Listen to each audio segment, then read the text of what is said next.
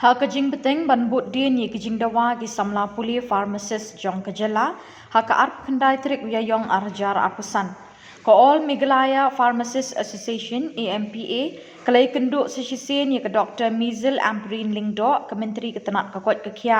ban ye kren halor kimat ki bakta ye ki khamtam ha kini kapor jong kajing kerduk kam kerduk jam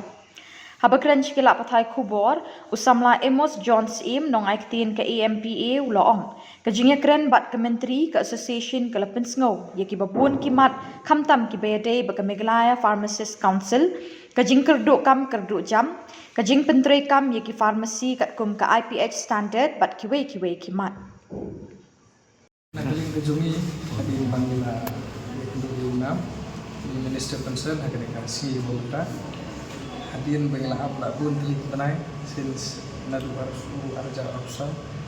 sibun mat ki bila bu di kawan mat ki banakon ko bangi pensengau ye kadai tapi dia betul ke Meghalaya Pharmacy Council ye kini dalam respon in session no kabar habidi bat ka jengker du kam du jam te kad hadu mentai ki plus ki bah dan kepala interpretation hakini ki benai ki buat kepala habidi be ka IPH standard ya ini kin hab ya tristam nomela shonglang batu chairman terus sekecil juga Sri Jaram Beda yang tadi ki inspektor habidi begini ke IPH nilai keren ni kalau bah kinsa penbet hak asal besul kejongki te isim kya gede buntar ipediang te kepalai habadi begini ki drug inspector nomor hibun ki kam ki bangi ngila